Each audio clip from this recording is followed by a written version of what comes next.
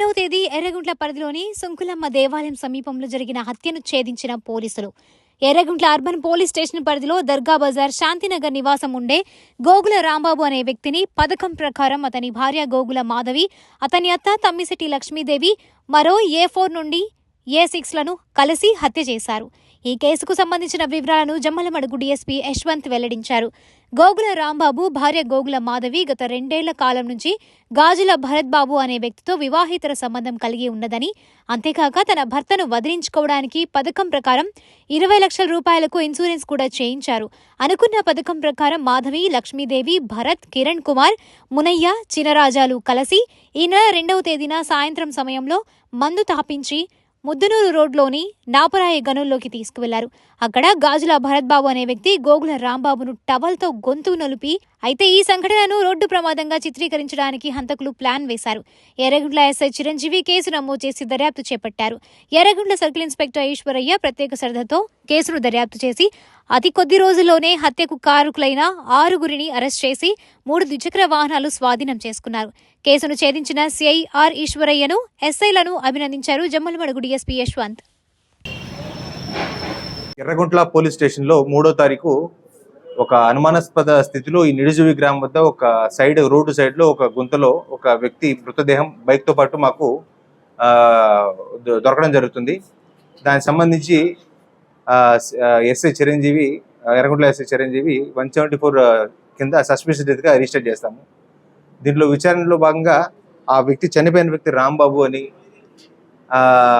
వాళ్ళ వైఫ్ ఎవరైతే మాధవి ఉన్నారో భరత్ అనే వ్యక్తితో ఇల్లీగల్ ఇంటిమసీ పెట్టుకొని వాళ్ళ మదర్ ఇంకొక 3 సహాయంతో ఇతన్ని చంపేశారని చెప్పి మనకు తెలుస్తుంది. దీనికి సంబంధించి మనకి ఎందుకు చంపారు అంటే, ఈ వ్యక్తి చనిపోయిన వ్యక్తి రాంబాబు అనే వ్యక్తి ఈ మాధవి అనే ఆమెతో ఫ్యామిలీ డిస్ప్యూట్స్ ఉండడం వలన, అదే కాకుండా ఈ మాధవి అనే ఎవరైతే ఉన్నారో ఫిమేల్ ఈ చంపేసిన A1 భరత్ బాబుతో ఇల్లీగల్ ఇంటిమసీ గత 5 yearsగా ఉంటూ ఉంటుంది. దీనిలో భాగంగా వీళ్ళు ముందు నుంచే గత 1 month నుంచి కూడా ప్లాన్ చేసుకోవడం జరిగింది.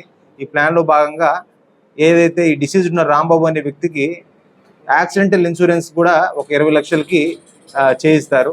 అంటే వీళ్ళు ముందుగానే ఇతన్ని చంపేసి యాక్సిడెంట్లా క్రియేట్ చేసి ఆ ఇన్సూరెన్స్ డబ్బుల్ని వీళ్ళందరూ పంచుకోవాలనే ఉద్దేశంతో ఈ హత్య చేసినట్టు మనకి క్లియర్ కట్గా తెలుస్తుంది.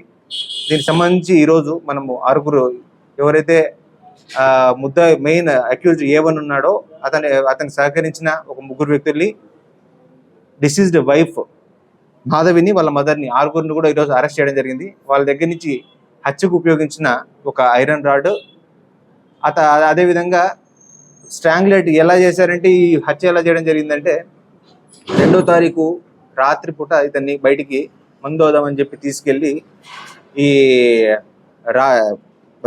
భరత్ అనే వ్యక్తి ఈ 3 సహాయంతో ఈ టవల్తో గట్టిగా బ్యాక్ నుంచి స్ట్రాంగ్లైట్ చేయడం జరిగింది. ఇలా చేసిన తర్వాత మళ్ళీ చనిపోయాడో లేదో అని చెప్పి ఒక ఐరన్ రాడ్తో కొట్టేసేసి ఇదే యాక్సిడెంట్గా క్రియేట్ చేద్దామని చెప్పి నిడిజీవి దగ్గర తీసుకెళ్ళి బైక్ని, బాడీని అక్కడ కింద పడడం జరిగింది. ఫస్ట్ ఇనీషియల్ మాకు సస్పెషన్ ఎట్లా వచ్చిందంటే, మామూలుగా బైక్ యాక్సిడెంట్ జరిగితే ఎక్కడైనా స్కిడ్ మార్క్స్ ఉంటాయి రోడ్డు మీద, అదేవిధంగా గోకుడు గాయాలు ఉంటాయి. గోకుడు గాయాలు ఏం లేకుండా బండి ఒక సైడ్ పడింది, ఇంజురీ ఇంకో సైడ్ ఉంది. దాంతో ఫస్ట్ ఇనీషియల్గానే మేము సస్పెక్ట్ చేసాము. అదేవిధంగా డాక్టర్ గారు కూడా ఇది హోమ్ సైడ్ అని చెప్పి రిపోర్ట్ ఇవ్వడం జరిగింది. ఈ ఫైనల్గా ఈ మొత్తాన్ని ట్రేస్ చేసిన అతి తక్కువ సమయంలో ట్రేస్ చేసిన సిఐ ఈశ్వరయ్య గారికి, వాళ్ళ టీంకి కూడా మా సైడ్ నుంచి అభినందనలు. ఏమైనా మిస్ అయిందా?